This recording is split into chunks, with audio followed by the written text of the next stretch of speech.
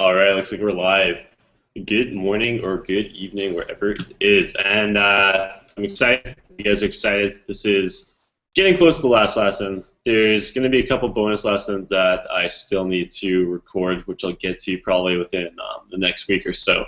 But those won't be live. I'm just going to release the recordings, and those will be on making squeeze pages and then also social media graphics. But today's lesson is lesson 10. And it's putting it all together. So what we're going to be diving into for the most part is actually setting goals, and then I'm going to teach you guys how to create action plans out of those goals, and we're also going to dive into productivity. So I'm going to teach you guys some ways that you guys can become more productive, because obviously everyone has the exact same amount of time in the day. What comes down to how much you get done and how far you can progress and how fast you can progress comes down to how productive you're going to be. So hope you guys are excited. I know I am. So I'm just going to switch to my screen sharing mode, and we'll go ahead and get started here. So perfect. Looks like that's all good to go. And let's begin. So as I said, we're going to set SMART goals, create a 6-figure action plan, and we're going to dive into some of the secrets to becoming super productive. So why should you set goals? So it may seem like common sense, but you wouldn't believe how many people really don't have goals for themselves. And you wouldn't believe how many people think they're setting goals, and they are, but they're not setting SMART goals. They're not setting goals which are actually going to allow them to see life-changing results. And I'm going to dive into how to set SMART goals very shortly here. But for now, why should you set goals? So first of all, it helps you understand where you're going in life. It kind of creates us a roadmap, because so many people, what they do is they end up setting off down a journey when they get into home-based business, entrepreneurship, and they don't have any end destination in mind. So they have nowhere really that they're going. So this is bad for a lot of reasons, because when you have no real destination in mind, then there's really no way to judge your progress. So can't really feel good about yourself on the way. There's no way to really judge how when you've actually reached the spot out where you want to go, because you don't even know where that is. So kind of helps us just give a destination in mind and a roadmap of where we're going. Also helps us establish priorities. So when we're presented with dilemmas, whether we should go out and go to a party, whether we should go see a movie or do this or do that, when we have goals, we can kind of say to ourselves, well, all right, I mean, that's not really a priority right now. What is a priority is I have to do this, this, and this. It helps us identify exactly what it is that we want to achieve. So, like I said, so many of us start down this path of home-based business, but we don't even really know what it is we want to achieve. Maybe for you, you just want to achieve a lifestyle where it allows you to just spend more time with your family. Maybe you want to achieve a lifestyle where you do own a big house, you do own a fancy car. I don't know if that lifestyle is you do, but it helps you know what we want to achieve. It also keeps us on track to achieve our expectations. So it's going to allow us to stay committed to ourselves and stay focused and determined. Moving into the next one, focuses our efforts. So, and it minimizes the chances that we're going to become derailed, because we do know exactly where we're going. And as we're going to cover when I dive into what a SMART goal is, it gives us the time period we're going to do it in, and it also kind of dives into how. It also gives us motivation. When we have goals, it gives us motivation. Your goals should motivate you, because your goals should be something great. It doesn't always have to be about business or money. It could be about becoming more fit, becoming more confident, but it just gives us more motivation. It can make us excited to get out of bed in the morning, knowing that you're striving towards something that's really going to forever change the course of your life. And lastly, it also builds self-confidence, because as you start to accomplish your goals, because SMART goals are accomplishable goals, you're going to get addicted to the feeling of achievement, and it's going to build self-confidence. You're going to start feeling a lot more confident in everything that you do because you're going to realize that you're a powerful being. Now, that was why you want to set goals. What are the real benefits of goal setting? So first of all, it provides long-term and short-term motivation. So as you're setting a goal, like I said, it provides a short-term motivation because you can now track you know exactly where you're headed, so you can get excited about the destination. And long-term, because it allows you to kind of measure progress and keep you on track. It focuses your acquisition of knowledge. So no longer are you going to be wondering, well, should I be learning how to do X, Y, Z? Because you're going to know whether it's relevant or not to your goal. So you're not going to waste time acquiring knowledge that you don't need for your specific goal that you're trying to accomplish. It helps us also organize our time and resources. So when we have a specific goal in mind, we set ourselves a timeline, and it's a SMART goal, so we know we can accomplish it, we know what kind of goes into that, then it's going to allow us to really structure and create an action plan, which is also what we're diving into today. It allows us to measure our achievement, so we can take pride in our accomplishments. So it gives you a way that you can tangibly kind of measure the small victories and always know that you're approaching your goals. It allows us to experience forward progress. It might what have previously seemed like a pointless grind. So when you don't have a destination, a lot of times what ends up happening is as you're kind of in the middle of in the grind, as you're in the middle of striving towards this thing that you haven't really defined, it is a lot of times it's easy for you to see this as pointless because you really have, like I said, you don't really know where it is that you're going. So it allows us to experience forward progress, and it allows us to take pride in that progress. It raises our self-confidence, kind of like I talked about before, because as we recognize our ability and confidence to do what we set out to do, it makes us feel really good about ourselves, which we should. It also makes positive changes in your life because obviously goals should be positive, and it should be to make changes and to strive towards something beyond mediocrity and to improve your life in a certain way and likely improve the lives of others at the same time.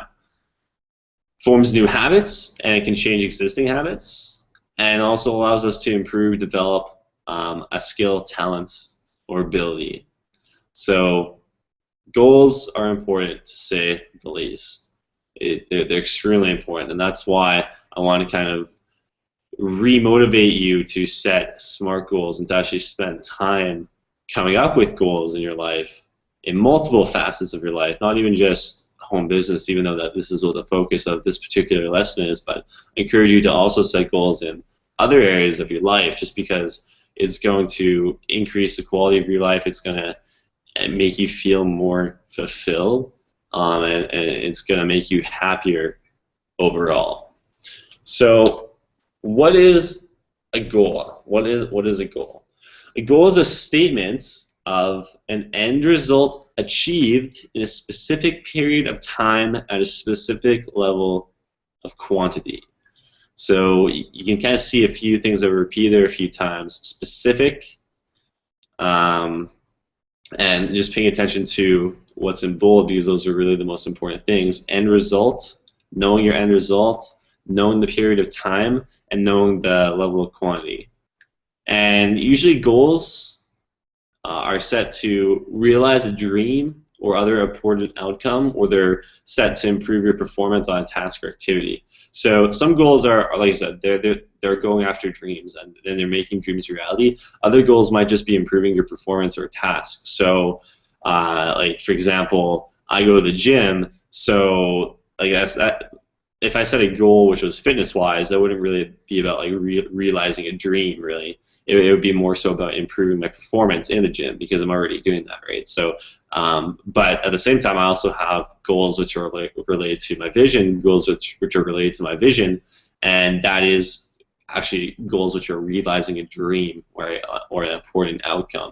So those are really how I classify the two different types of goals. And like I said, you should really have a mixture of both of those goals. So what are the elements of a specific goal?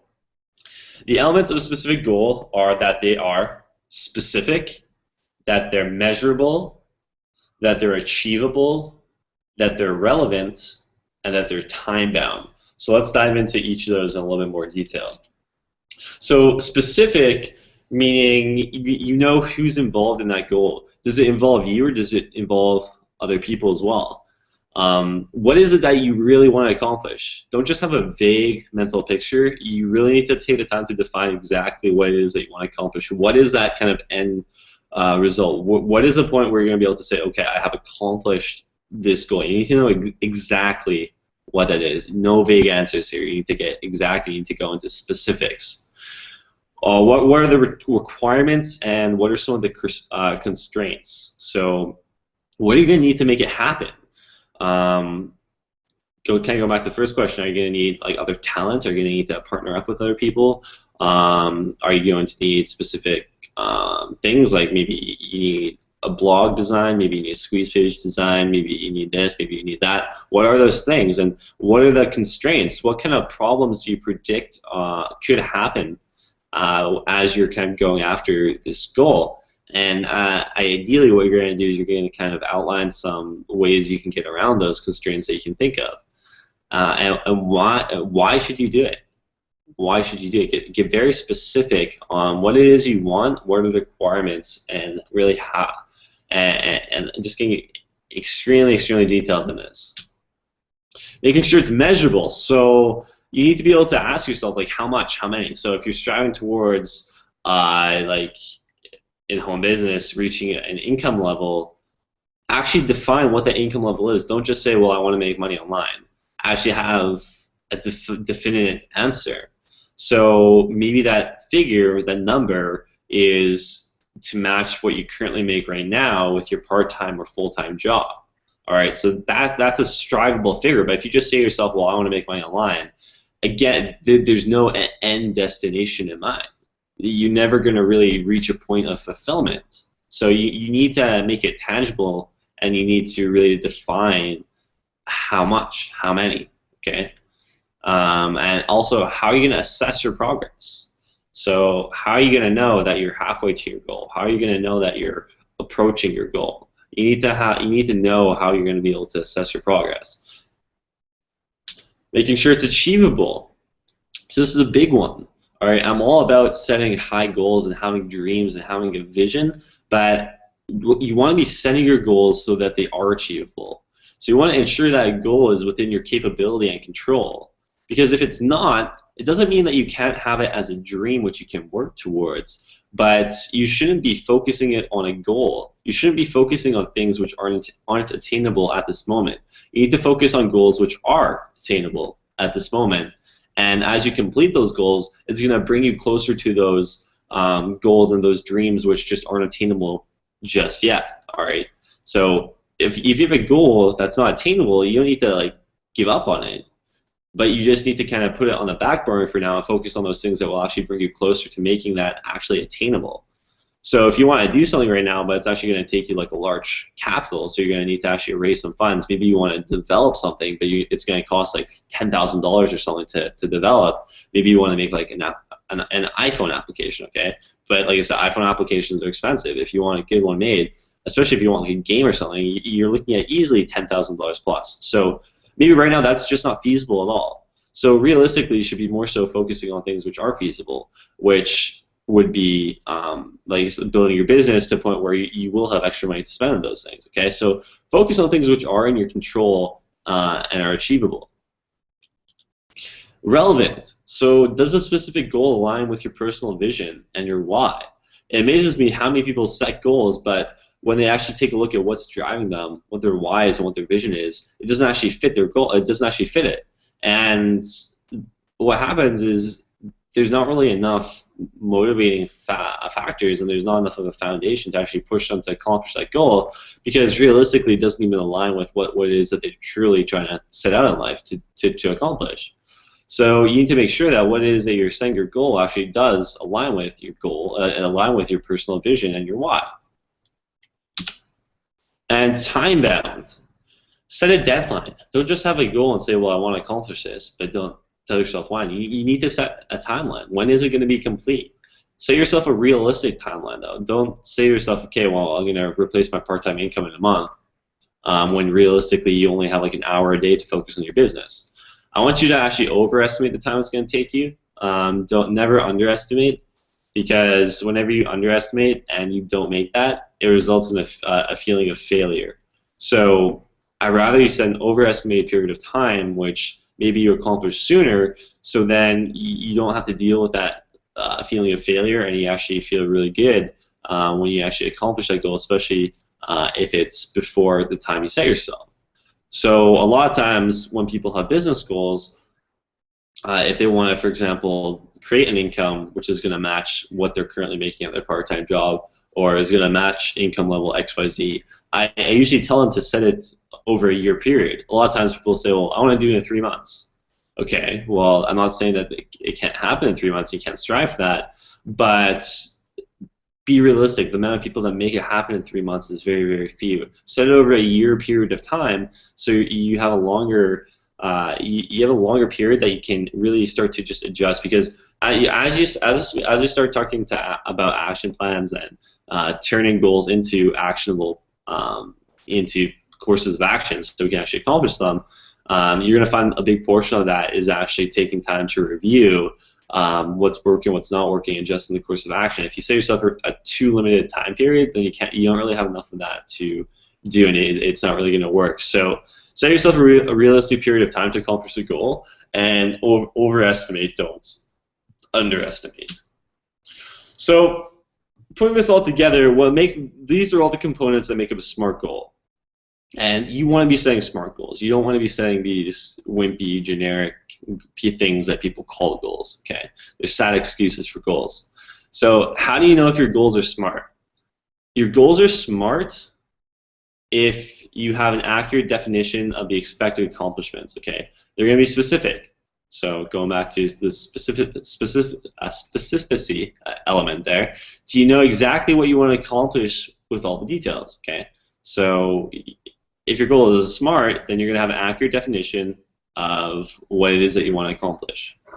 If your goals are SMART, you're going to know how much is required. It's going to be measurable, and you're going to be able to assess your progress. If your goals are SMART, you're going to be able to accomplish them within a specific time period. They're going to be achievable. So ask yourself, is your goal within reach given your current situation? If your goals are SMART, you'll be focused on the right thing. They're going to be relevant to your personal vision. So ask yourself, is your goal relevant towards your purpose in life? If your goal is SMART, you're going to have a clear picture of the time requirements for each element, and it's going to be time bound. So you want to ask yourself, what is the deadline for completing your goal? All right, so this is how you know that you are setting SMART goals. And I encourage you, set goals for yourself. Consistently have goals for yourself. You should, in my opinion, you should have always minimum 3 goals, okay, that you're focusing on striving towards.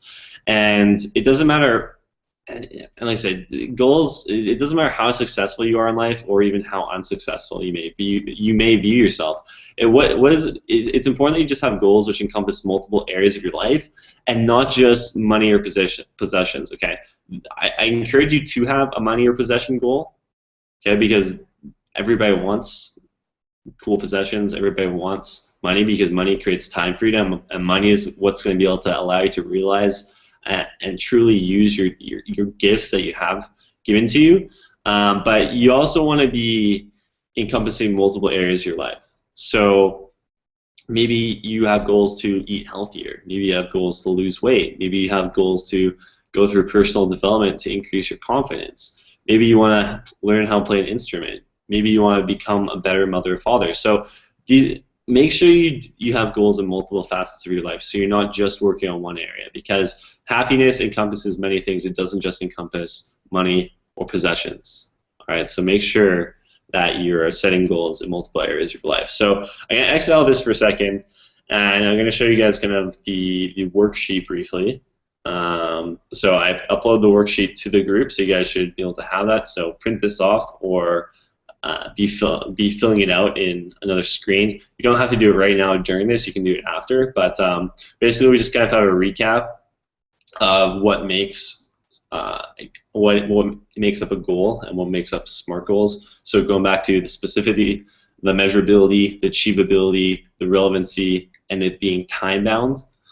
So for example, one goal that I came up with could be I want to earn enough income, and it's like I said, it's very specific that you say how much. So let's say it's $2,000 a month. So I want to earn enough income, $2,000 a month online to match my current income for my 9 to 5 job within the next year, so I'll be able to create a better life for myself and my family. Okay, so this encompasses all those elements. It encompasses being specific, so I want to accomplish $2,000 a month online. Measurability, because I have a figure which I'm striving towards, $2,000 a month, I'm going to be able to easily measure my progress towards that goal. It's definitely very achievable because starting a business online is very low cost. It has relevancy because part of my vision, well, if this was you and this was your goal, part of your vision would obviously be to build a better life for yourself and your family, and it's time bound within 1 year.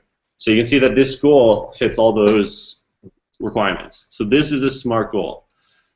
A non-SMART goal, so another version of this would be I want to earn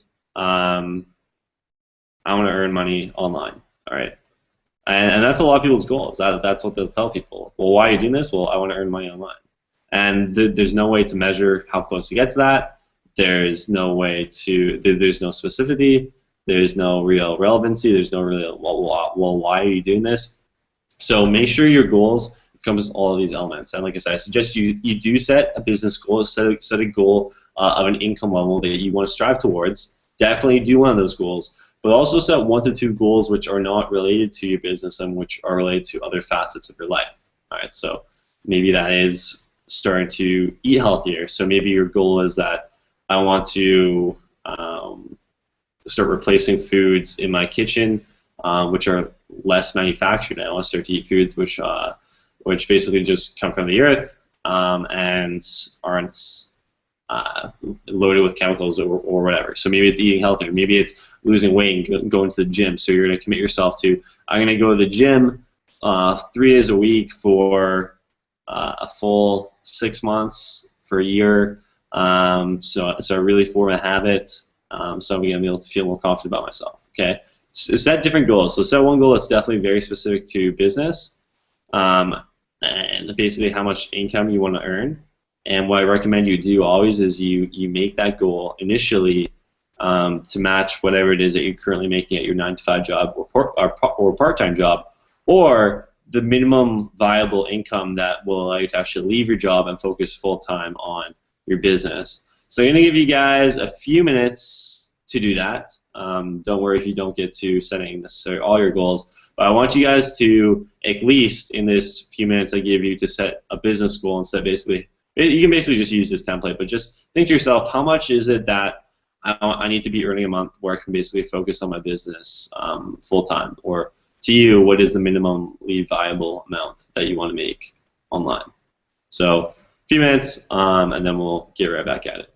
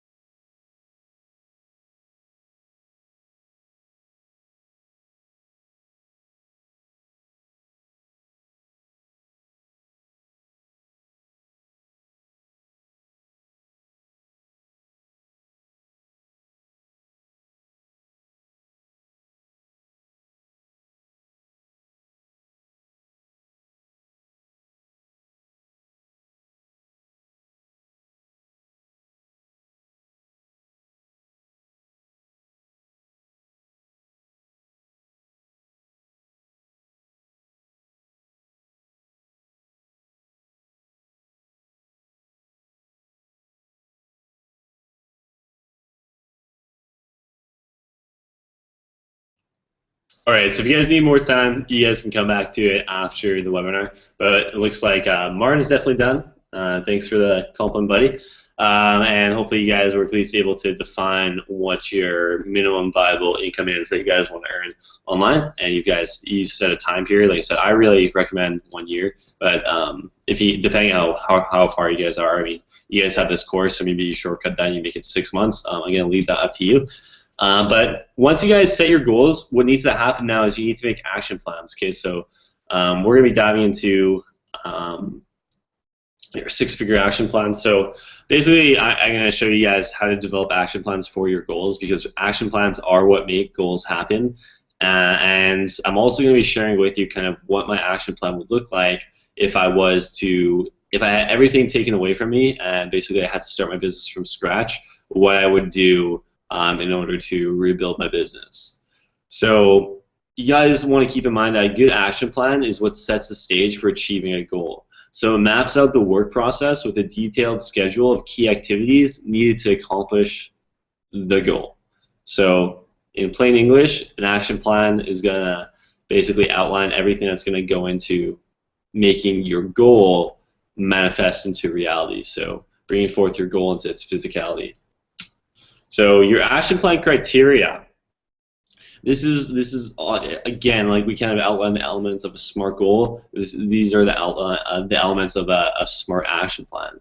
So you need to provide a timetable for your activities. What needs to be done on a monthly, weekly, and daily basis? You should determine what resources are required. Like, are you going to need a specific? Are you going to need to learn a specific skill set? Is there a specific course that you should buy so that you can learn that specific subject? What resources are going to be required? You also want to identify who you're going to need to coordinate with and who you're going to rely on to contribute. So this isn't always going to be the case, but is there people that you're going to need to JV or partner with? Is there things that you're going to need to outsource? Is there other talent that you're going to need? So really outline who those people are if that's if that's the path that you need to go down. And what you also want to do is you kind of want to anticipate problems and outline contingency plans. Now, I never suggest that you get too muddled up trying to think about the future, because, I mean, the future isn't here until it happens. But ideally, you should identify at least three problems that you predict could arise, and ideally kind of outline just a quick plan of how you're going to get around them, because rather than wait for them to happen and then not really knowing what to do when it does happen, you can just take 10-15 minutes and really outline what those problems are and really map out how you're going to get around them. So they're not going to worry you. It's going to be off your mind, and if they do happen, you're going to be able to get around them very, very quickly. So I'm going to switch back to the worksheet again, because this is really where I have the action plans all written out for that. And so open up the worksheet, and you're going to see in section 2, we have creating your 6-figure action plan. So we have a definition of what the action plan is, and then we have now different sections which go into how you should be creating your action plan. So the first thing that you want to do when creating your action plan is you really want to clarify your goal, okay? So if your goal wasn't already enough clarified, we want to clarify just a little bit further. So just let me make this a little bit bigger, so hopefully it's easier for you guys to see. But what you want to do is you want to ask yourself questions like, what does the expected outcome look like? How will you know that you've reached your destination? What's going to make your goal measurable? And what constraints or limits do you kind of foresee? So using the example of the goal that we set previously, so say for example I'm someone who needs to earn $2,000 a month to match my current income, and I need to do that online by next year, so I'm going to be able to create a better life for myself and my family. When I clarify my goal, I would say the expected outcome is going to be earning a minimum of $2,000 a month consistently for at least 3 months within a 1-year period. So for me to feel obviously comfortable quitting my 9-to-5 job, I don't necessarily want to quit the second I hit $2,000 a month, because what's prone to happen in this industry is you're going to hit an income level and it's going to drop. I mean, it's happened many times for me. At one point, I was making like $30,000 to $50,000 a month. I mean, now I'm not nowhere close to that. I'm getting better and everything like that. But that happened for about a period of almost a year, and then it dropped to almost nothing. So that just comes with business. But like I said, you want to obviously make sure there's some consistency. So you guys need to. I would implement consistency portion. So you want to earn $2,000 a month consistently for at least 3 months. So what that means, because we're really clarifying things here, is that means you really have 7 months to hit $2,000 a month, which is going to be done by marketing or selling XYZ. So that's another thing a lot of people do. They'll say that, okay, well, I want to make X amount of money through home business, but then they don't even clarify what it's going to be through. So it's really important that you clarify what it is that you're going to be selling or marketing in order to reach that income level. And another key question to ask yourself, again, this is what most people have absolutely no idea, is, okay, well, for me to hit $2,000 a month, it's going to require me to sell X amounts of XYZ per month. So you really need to outline, you need to take a look at what you're selling.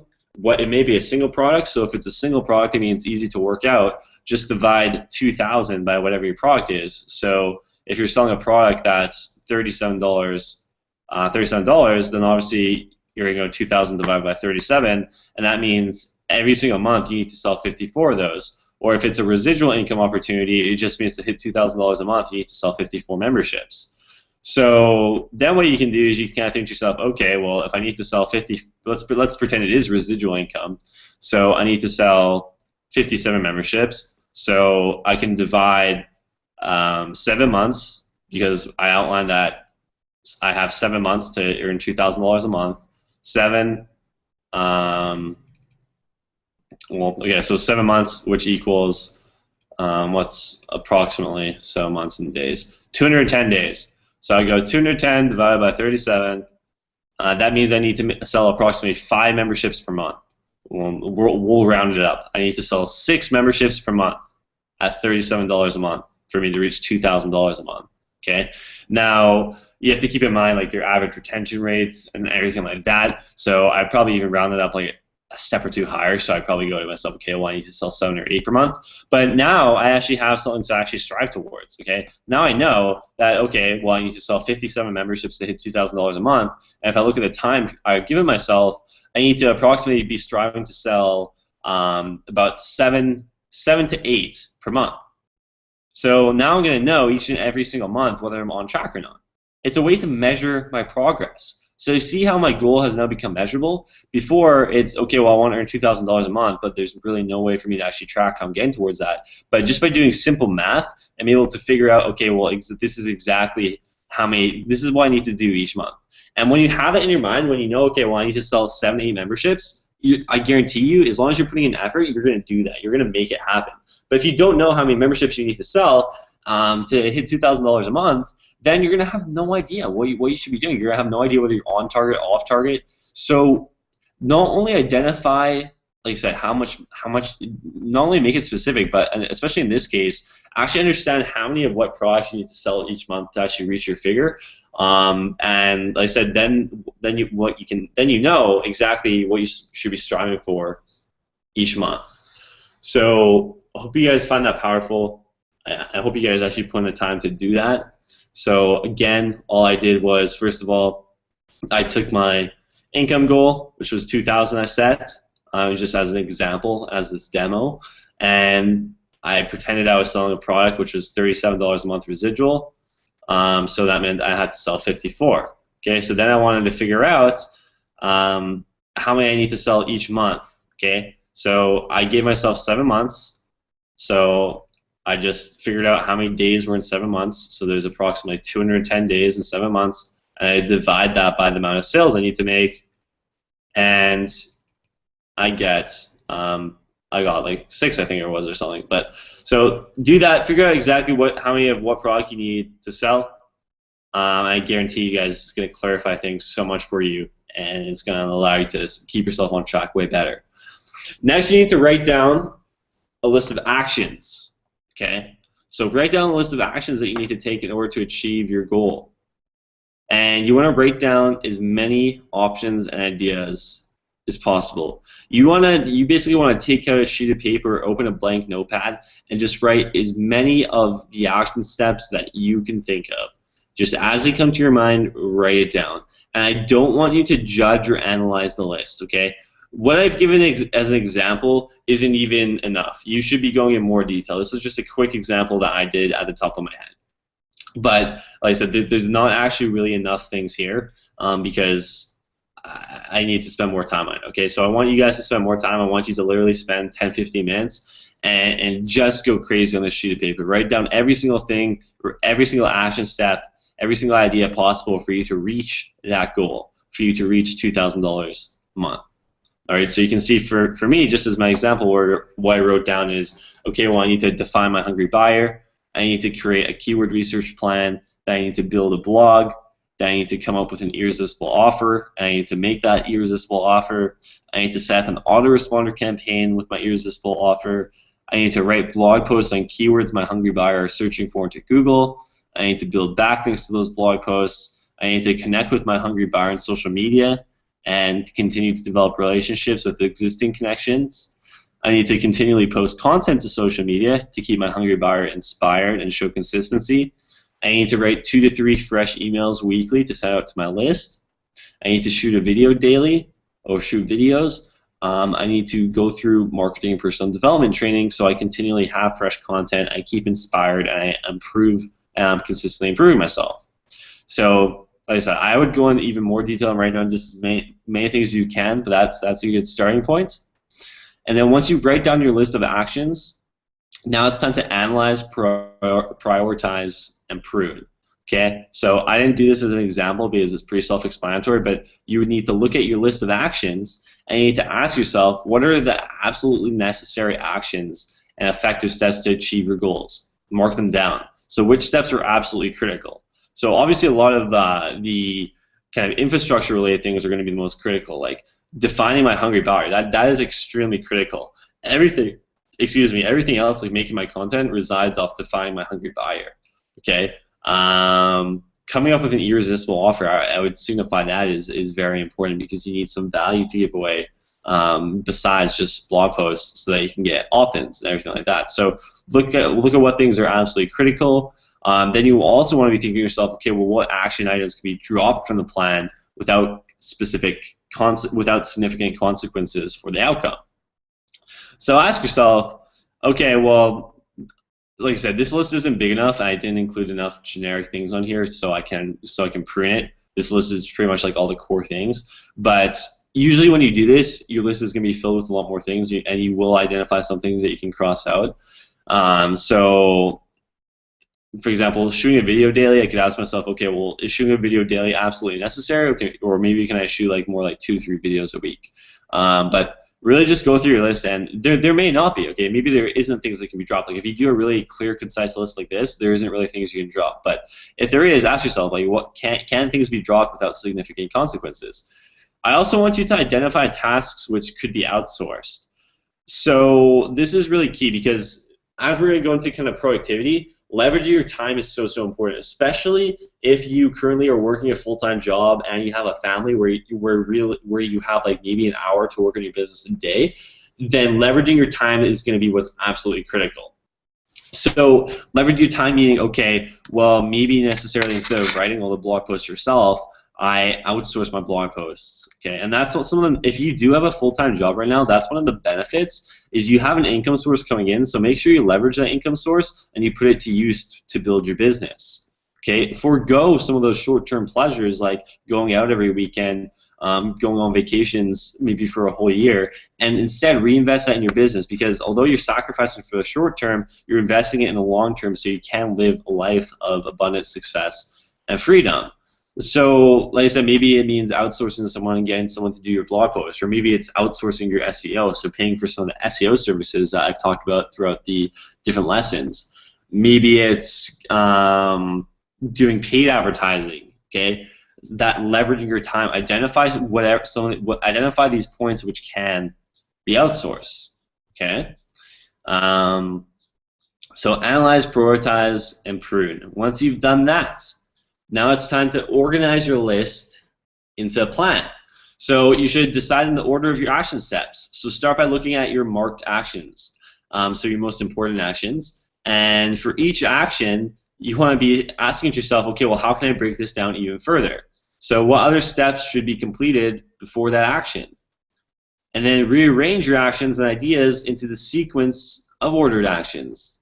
So basically, organize your actions, your steps that you've outlined, that you've analyzed, prioritized, and pruned, and put them into format so you know exactly what to do first. And very lastly, you want to look at your plan again and ask yourself, is there any more ways you can simplify it? Can things be removed? What things can be outsourced? What's the smarter way to do this? And again, as we're going to get into productivity, your success is really going to come down from being able to identify your highest leverage activities, meaning the activities that give you 80% of the results. Because you're going to find that realistically, it's only about 20% of your efforts that go on to bring forth 80% of your results. So you need to consistently be asking yourself, what are those 20% efforts, and what are the other 80% efforts that I can basically get rid of, or that I can hand off, or that I can outsource. So I did do an example here again, basically taking into account this list. So what I've done is I've expanded on it, and I've broken it down into 4 different categories: infrastructure, monthly, weekly, and daily. So infrastructure are things I consider absolutely critical to do before I even start marketing. So these are the things I get off my plate right away before I do anything. So before I'm even focused on making money, I do all these infrastructure things first. So first of all, you want to figure out who you're hungry. So going back to my list, so basically what I've done is I basically just expanded on this list.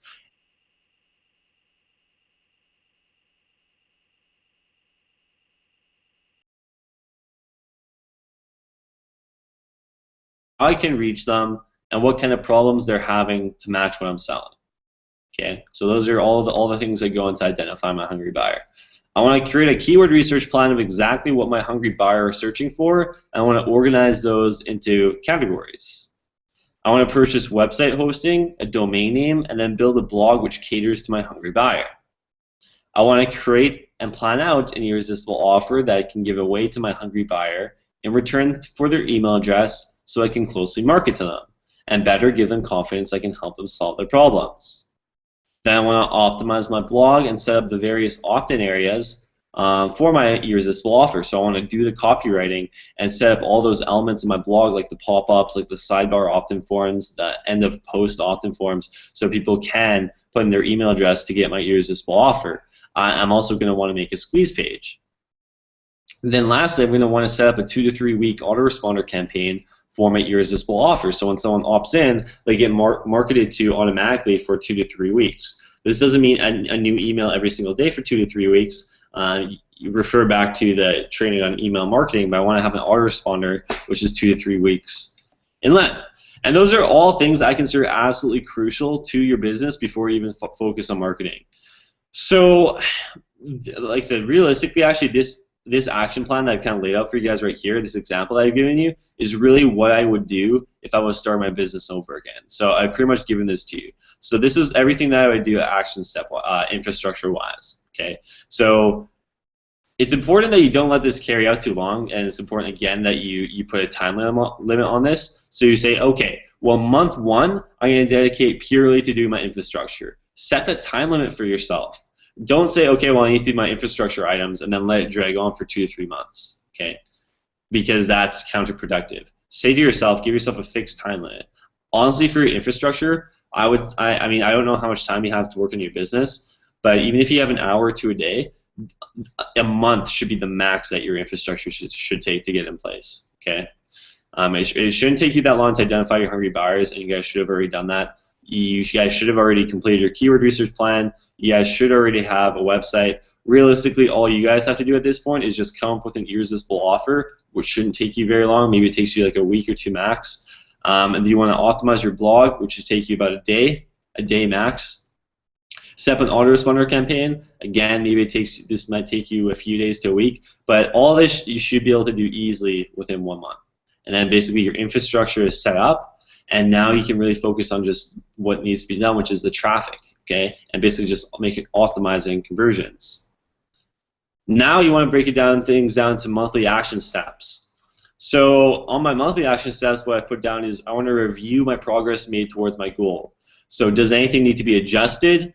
If so, I'm going to adjust it, and I'm going to optimize this action plan to take into account any new information or findings. So maybe at the end of the month, I find to myself, okay, well, this marketing strategy XYZ, Instagram marketing, really isn't bringing me that many results. So I'm going to drop Instagram marketing and focus purely on Facebook marketing. Okay, but basically just you need to make a plan, but you also need to be willing to adapt that plan and make changes when necessary. And also, you want to ask yourself every single month, I mean, like, what mistakes or problems did you run into that you can avoid next month? It amazes me how many times there's obvious problems in our business, but we never take time to actually address those problems and provide a corrective course of action that we can take into account next month so we can avoid them.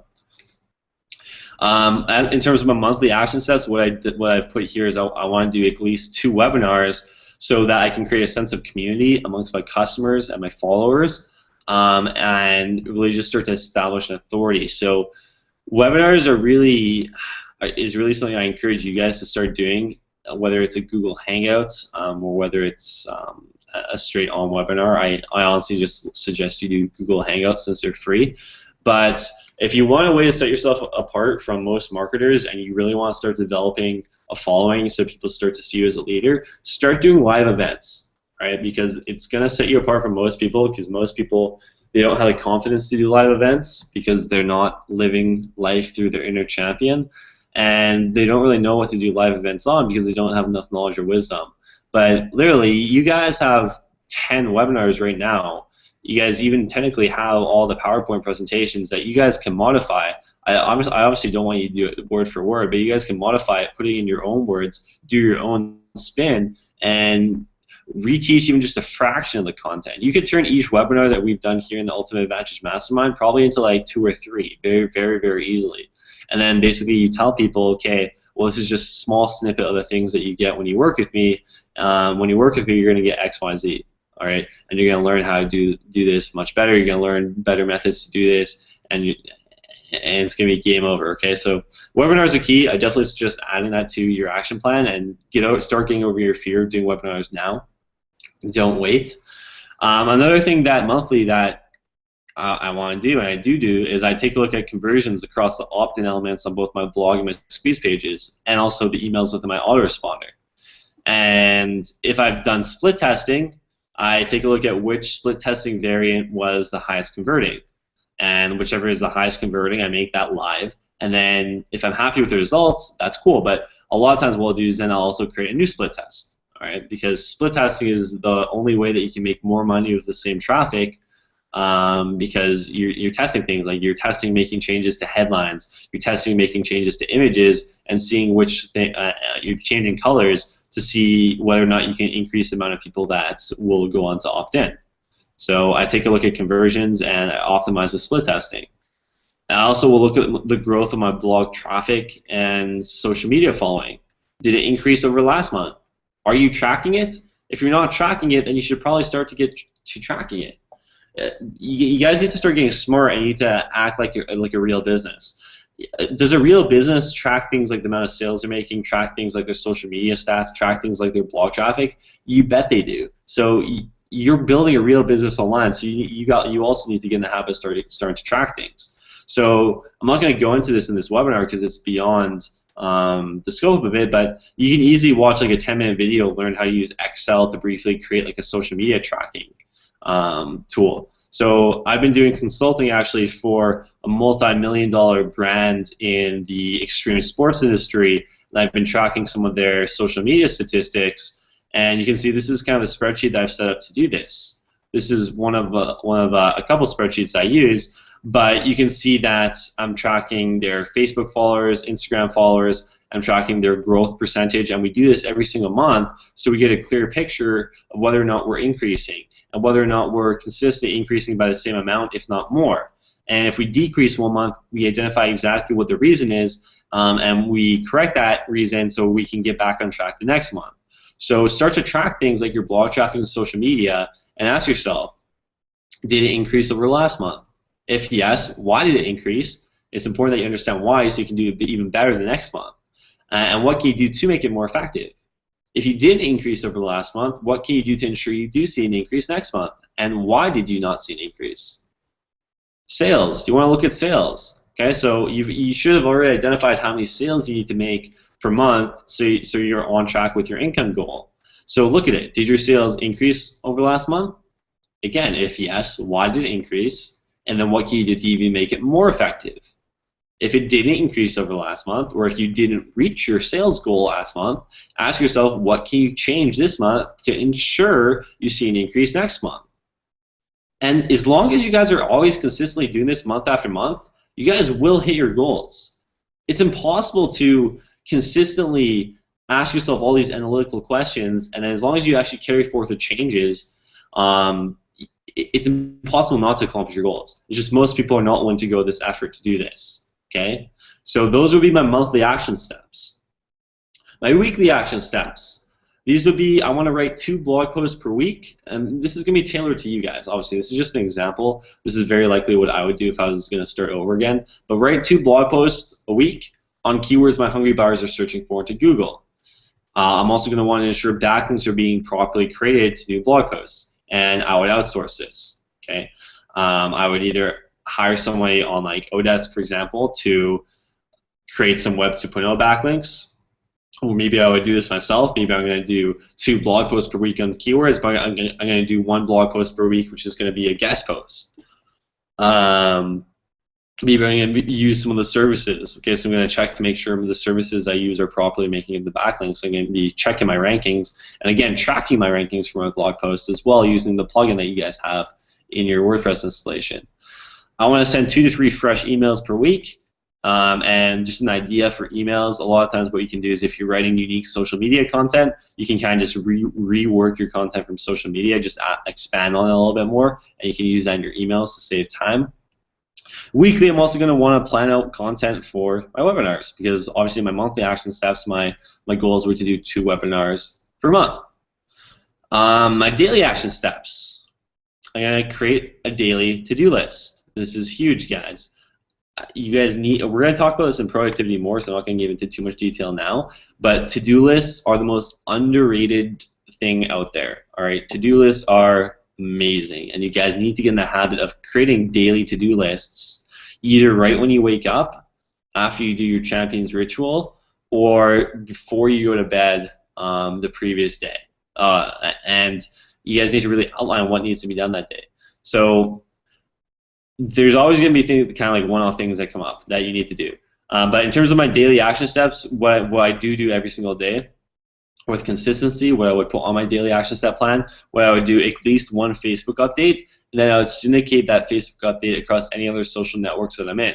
And I would have this outsourced, which I do have which I do, right? I have, when I post to Facebook, it will get posted to my Instagram account and however many other social networks I have going right now. And I don't have to do that myself. It's outsourced. I just do my Facebook update, and then it gets syndicated to other social networks. You can also do this with tools. You don't even need to technically get an actual person to do this. I would connect with at least 20 new entrepreneurs a day on Facebook. I'd probably increase this if I was starting from scratch. I'd probably do like probably closer to the line of like 50 entrepreneurs per day. Basically, I would do 10 spaced out over the course of an hour. So over 5 hours, I would end up sending like 50 messages or something. I would also spend 30 minutes every single day replying to emails and unread messages on social media and start to build those connections with new prospects.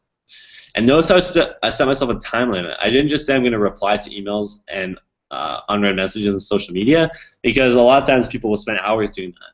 I say, okay, I'm only giving myself 30 minutes. Now, 30 minutes may be a little too less depending on how many messages you get, so you may have to scale it up. Maybe it's an hour. But set yourself a time limit for doing things like emails and unread messages. I'm going to shoot a video daily, and then I'm going to upload it, and I'm going to send it to my assistant or my outsourcer to then SEO optimize it, to do all the on-page SEO for me. Again, really thinking how you can leverage your time. Now, if you don't have the money to do that, then obviously what you're going to do is you're going to have to do it yourself, and that's fine. It's one or the other. You're either trading time or you're trading money, okay? So whichever situation applies, you need to make sure you're doing it. And then I'm going to go through 30 minutes of personal development training a day, at least 30 minutes. So this basically takes into account all the action steps that I've written down, which is going to be required to accomplish my goals. So as long as I'm following this day in and day out, I know that I'm making progress towards my goals. So this is extremely powerful, guys. And you guys can pretty much take this template that I put together, because this template takes into account everything that you've learned within the Ultimate Advantage Mastermind, and you can slightly tweak it to work your situation. Okay, this is kind of like a boilerplate template, but this gives you a really great starting spot to what your action plan should look like. So hopefully you guys find this really powerful. This is pretty much exactly what I would do if I was starting over again. So take a look over it, embed it, and create your own based off the action steps that you've aligned previously, that you analyzed, pruned, and prioritized. And very lastly, you want to monitor the execution of your plan to measure your success. So you always consistently want to be asking yourself, and this is what I've actually put in the monthly action steps. I've integrated this last portion in that. But the kind of questions you want to be asking yourself is like, how much have you progressed towards your goals? What new information have you got? And you use this new information to further adjust and optimize your plan. So exactly what I've put in the monthly action steps. End of month, this is always what I do. And end of month is just always what you should be doing.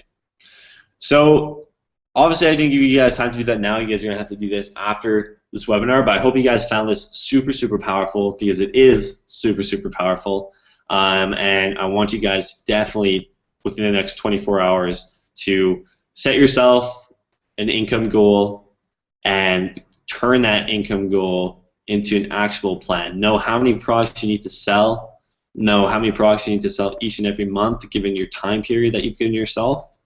And just go and absolutely crush it. Start to knock off all the infrastructure items within a month max, and then just go crazy actually implementing your daily, weekly, and monthly action steps. All right. So let me know if you guys have any other questions, but I'm going to move on to productivity in 1 second here.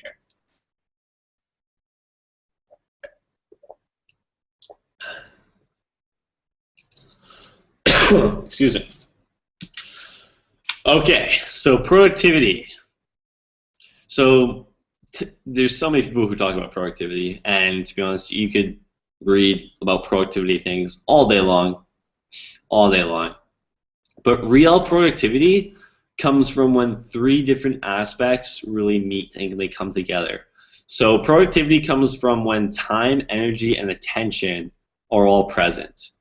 So when you get a grasp of your time, when you get a grasp over energy, and when you get a grasp over your attention, in the middle of all that, then comes productivity. So what do I mean by time? What are some ways that you can ensure that you're consistently maximizing your time? Because time is, this is as cliche as this is, and as often as this is said, and as often as you have probably heard this, time is your most important asset. The more that you can leverage your time, the faster you're going to be able to accomplish your goals. Okay? People who have made a lot of money in this industry understand the importance of leverage and maximizing their time. They have people outsourcing and doing all things which are not absolutely critical to their business. Smart leaders and smart business owners only do the tasks that they can do. So for example, if I look at my business, doing this webinar and planning out this content are things that only I can do, okay? Because I wouldn't want someone else to do that, because I mean we're in the business of marketing ourselves, and I'm the face of my business. So this is something that I can only do. But for example, doing SEO to my blog posts, that's something someone else can do.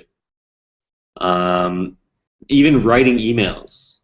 Realistically, I don't need to write my emails. I mean, I could probably write a more effective email than someone else that would more closely match my audience. But at the same time, I can very easily hire someone to do just as good a job, if not as close of a job, to write my emails for me.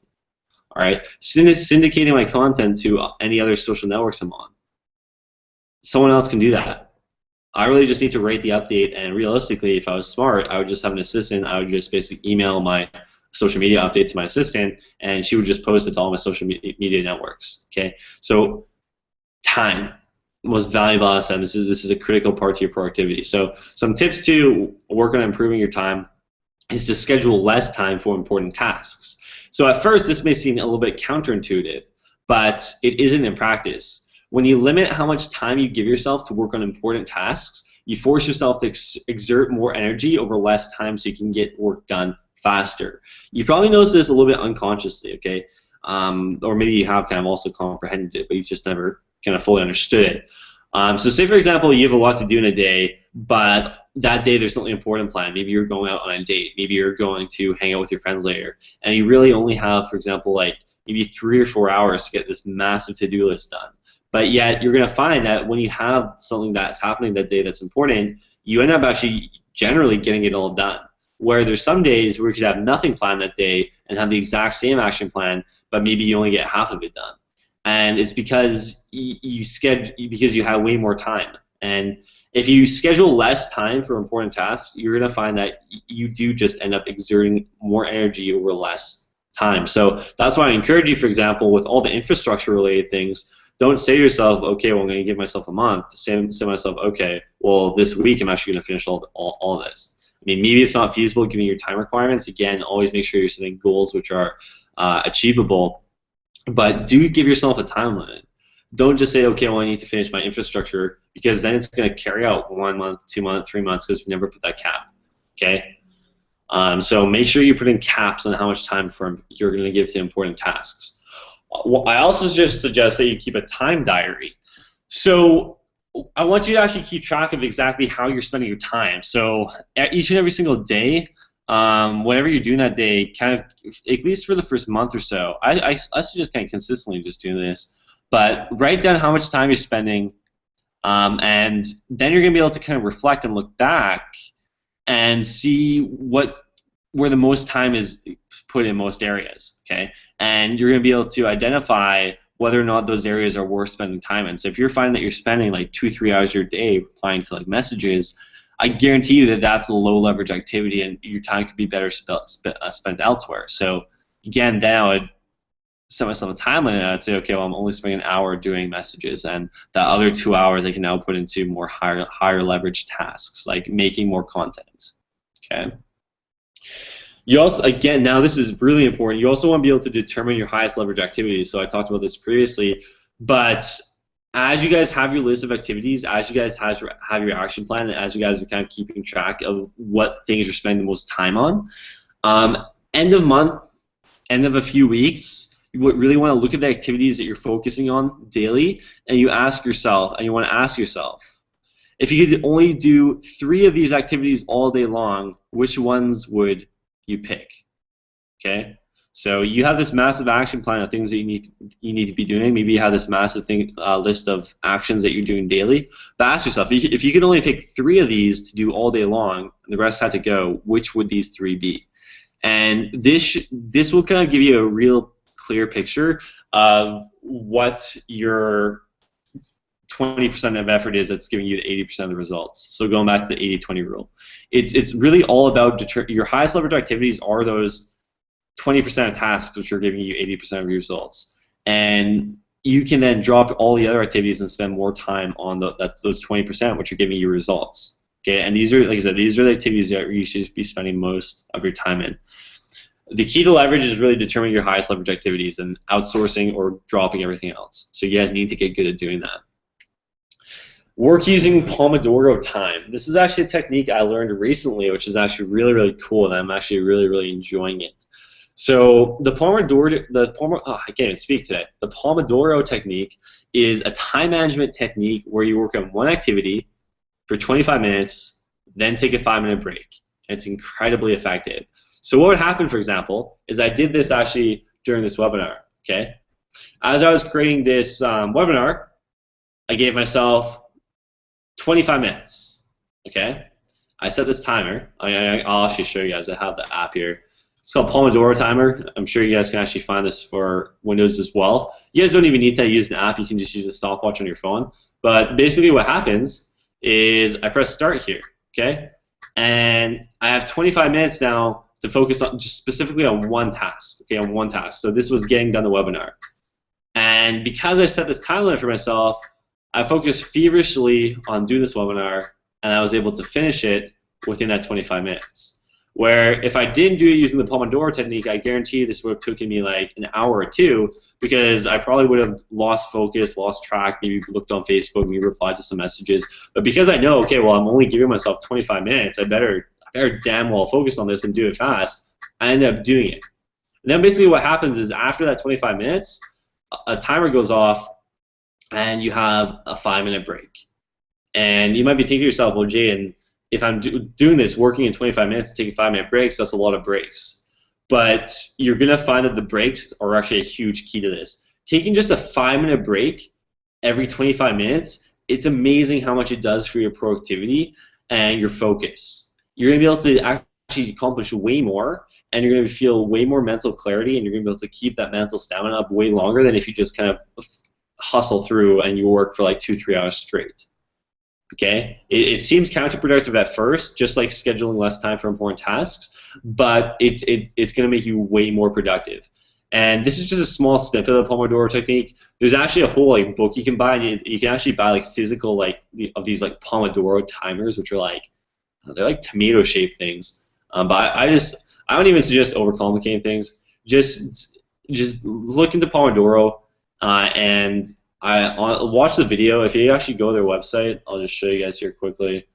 Right here. Watch this quick video, and like I said, you can buy the timer if you want. I think it's like $10. And there's even a book to go along with it, and it might be worth it for you to go ahead and learn more about what that is. But that's essentially the gist of it.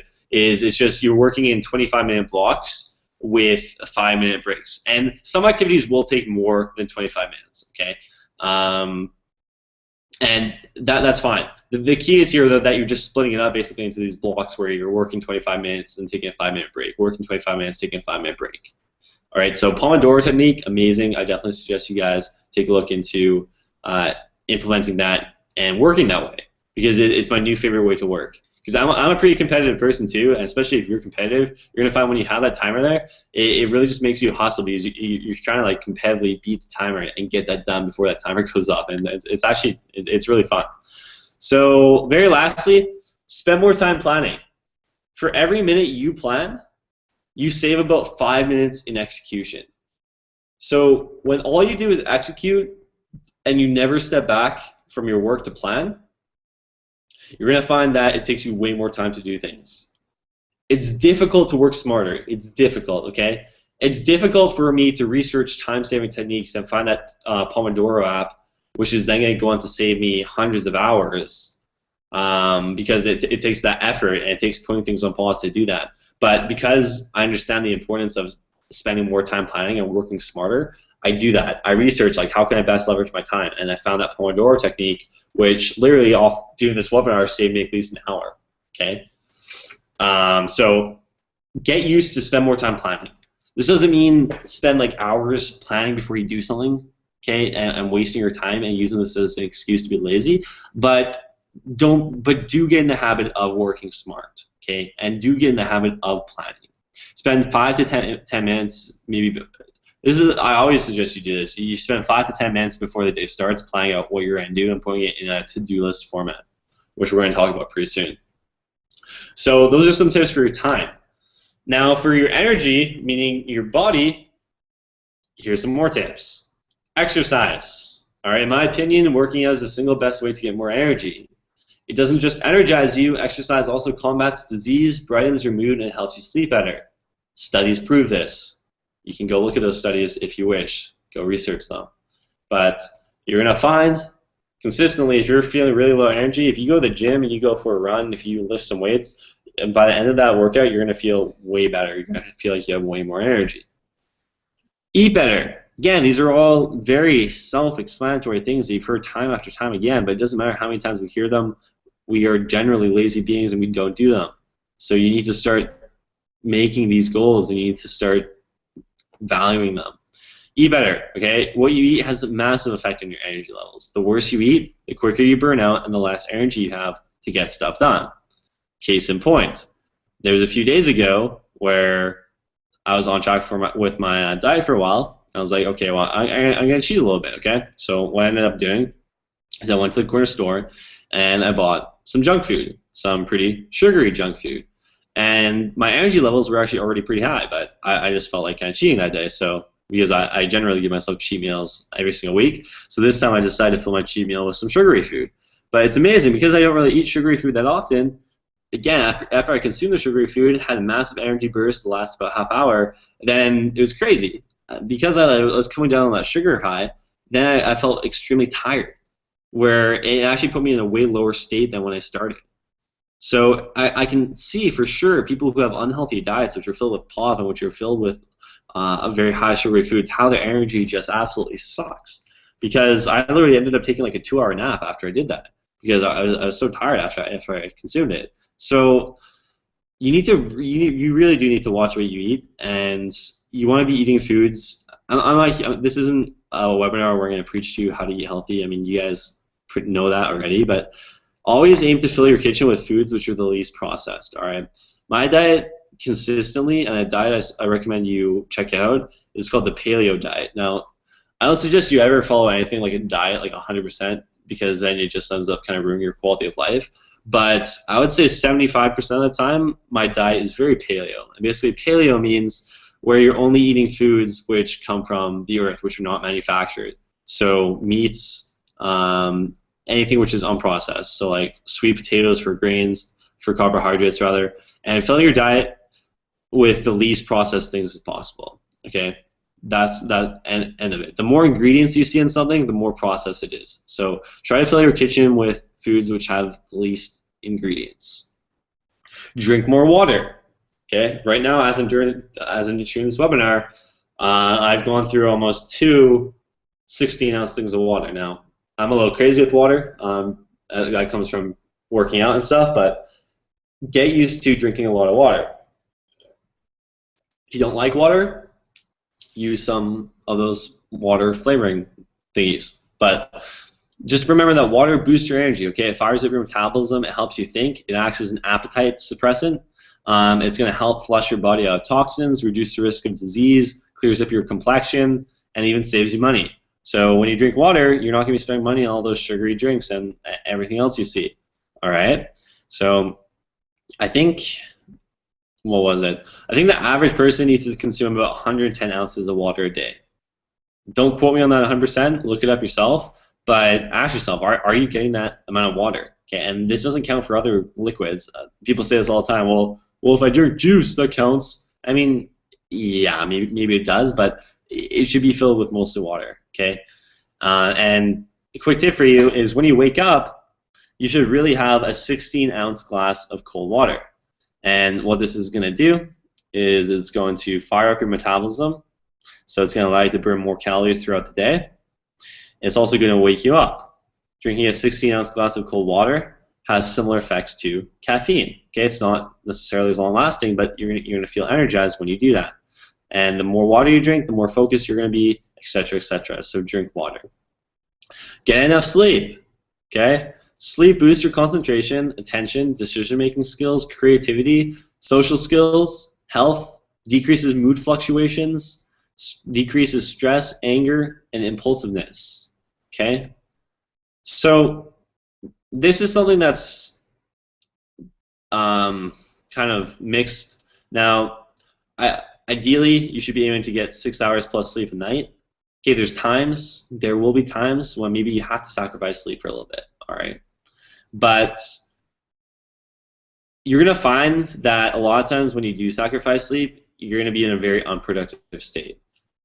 Where, like I said, if you get used to setting yourself time limits, you can get more sleep, and you can actually accomplish the same amount of things. So don't sacrifice sleep unless you absolutely need to. Okay, that is the bottom line. Do not sacrifice sleep unless you absolutely need to. First, try setting yourself time limits. So, for example, if you usually spend like 5 hours a day on your business and you find that you have to sacrifice sleep for that, set yourself only three hours for your business and get 2 hours extra of sleep and see if you can accomplish the same amount of stuff in that time. I guarantee you that 9 times out of 10, you're going to be able to.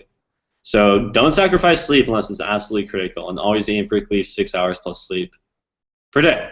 All right, like I said, I do sacrifice sleep sometimes, okay, when I need to, but for the most part, I do try to get as much sleep as I can, because you're going to find sleeping just makes you more productive, and you're going to be able to get more done in a short amount of time when you have sleep compared to when you don't have sleep.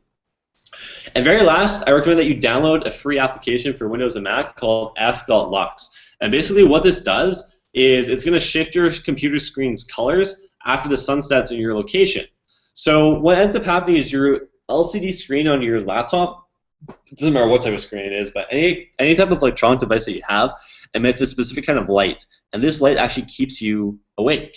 Okay, it kind of stops your body from releasing the chemicals it needs to start to fall asleep. So if you're like me and you use your computer to like the minute you go to bed, then you're actually doing your body a huge disservice, because you're blasting your body with this light that tries to keep you awake and wrecks your natural sleeping pattern. So what f.lux does is it basically changes the tone of that light, and it's actually going to make your screen easier to read at night, and it's going to allow your body to actually release the melatonin and all the chemicals which make you sleep better. So go ahead and Google, it's called f.lux, this is their website. Go ahead and download the app, and basically what the app will do is, I have it downloaded here somewhere, where are you, f.lux, and what it will do is, let's see if we can bring it up here, about f.lux. Anyways, the app's it's launched right now. I don't even preferences. I think there you go. So what it's gonna do is, as it gets towards nighttime, you're gonna set your location first of all, and it will start to change. It changes your screen to, I want to say almost a yellowish tone, but it's not a yellowish tone where while you even notice. It's really weird. I can't even explain it to you guys. Okay, just download it and you'll see what I mean. The next time you use your computer at night, you're gonna find it's easier to concentrate on. Your screen has a little bit different of a hue, and it's gonna allow you to fall asleep much faster, and it's gonna be way healthier for you, for all you people who use your computers and devices until you go to bed. Those are some energy productivity hacks. Very lastly, we get to the attention element. Attention mostly has to do with your mindset. So do your champion meditation. So ensure you're still doing it. Ideally, you should be doing it twice a day, but at minimum, do it once a day, okay? Likely before you go to bed. If you're only doing it once a day, do it before you go to bed. Clear your mind, okay? Quit multitasking. Multitasking is terrible for your focus and productivity. It makes you even more prone to errors. It affects your memory and adds even more stress to your life. So that's why I suggest you do things like the Pomodoro technique, where you focus on one thing for 25 minutes. Okay, don't focus on multiple things at once, because you're going to split your focus too much, just like you shouldn't be focusing on multiple business opportunities at once, because it splits your focus too much. Don't multitask if you can avoid it. Okay, focus on activity to activity. Get one done at a time. This is massive. If there's one thing you get out of this whole productivity session, I want it to be this next point. Use to-do lists to reduce mental burden. Okay, so I want you to use to-do lists like no tomorrow.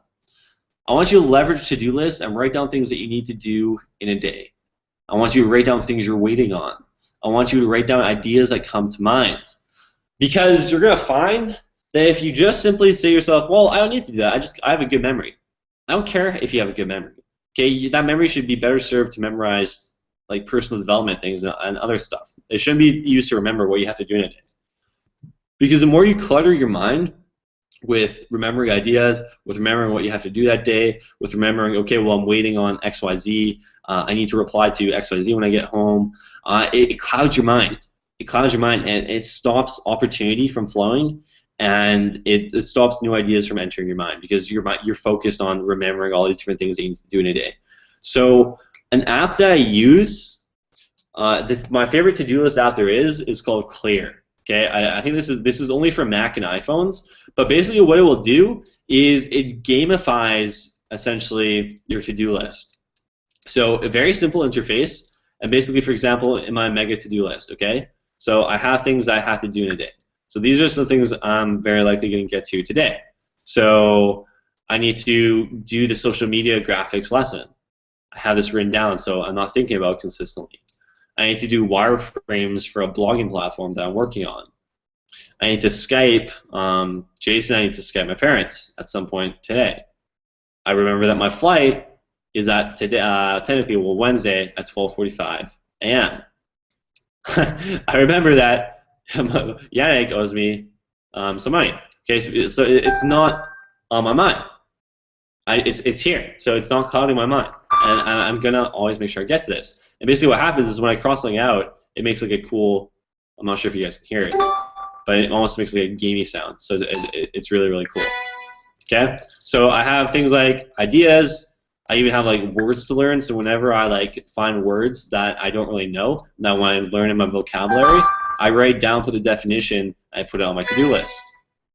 Books. When people recommend books, I don't commit it to memory. I just write it down on a to-do list, so it's not clouding my mind. Lesson ideas. So these are like video ideas I'd like to do in the future. Content or miscellaneous ideas that come to mind for like blog posts or social media posts. I actually even have my schedule in like a to-do list format, so things that I do daily. So morning activities, like during day activities, and nightly activities. So again, I'm not committing it to memory necessarily. It's here on my to-do list. So it doesn't have to be clear. Another to-do list that I've used in the past is called Asana.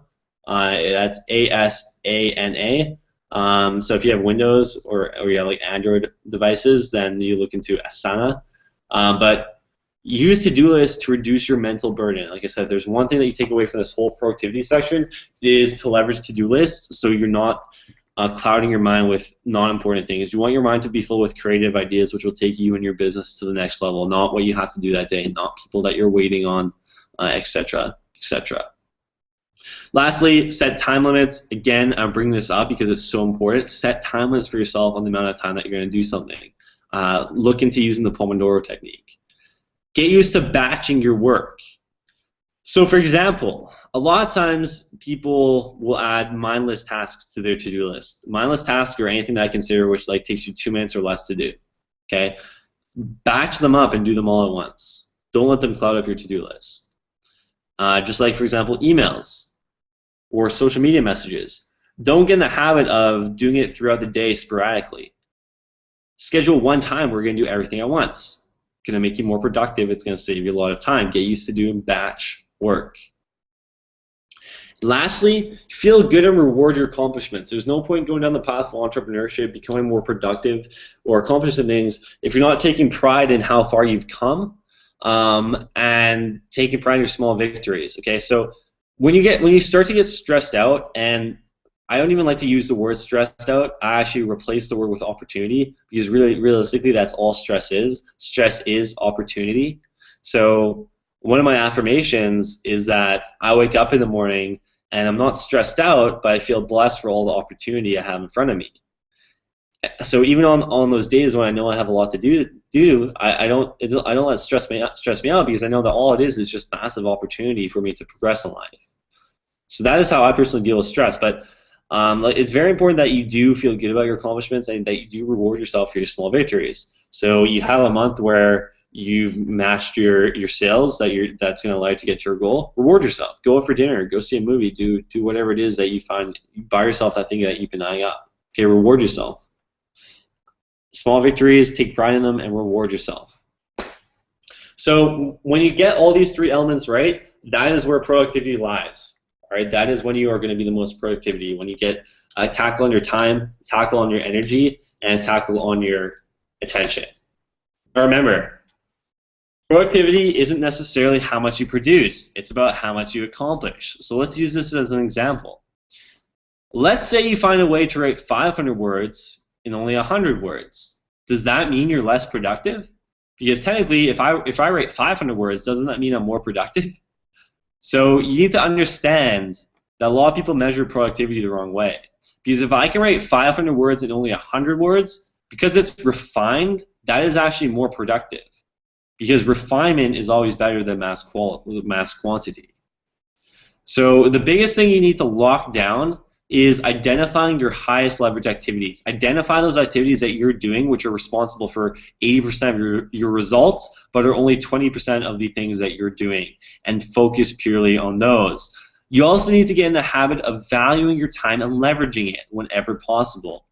So you should ideally only be focusing on the activities in your business that no one else can do because it requires your innate talent. talent. Everything else you should be aiming to outsource. Now, in the beginning, this may not be feasible, okay, and you may have to do it yourself. But the second it does become feasible, outsource it. Leverage your time. Leverage your time. Time is your most valuable asset, and get used to identifying your highest leverage activities. And my final word to you, my final word, is don't think you need to follow all this information 100% to the letter, or even any information that you've learned in the Ultimate Advantage Mastermind. Okay, obviously the core principles need to stay intact. Okay, but everyone is going to have a slightly different way for getting the same result, which is more suited to their personality. So yes, we're all going towards the same destination, but each and every one of us will take slightly different paths. Okay. So I'm giving you a template. This is what I've given you throughout the whole Ultimate Advantage Mastermind. I've given you a template. Now go ahead and customize it to suit you. You don't need to follow every single step like 100% to the T. Okay? Just make sure that the core principles are intact and approach it in a way that makes sense to you. That is all I have for you guys. I hope you guys have enjoyed the Ultimate Advantage Mastermind. I hope you guys have enjoyed this lesson. I hope this has made things very clear for you on how you should now take all this information that you've learned and really start to implement it.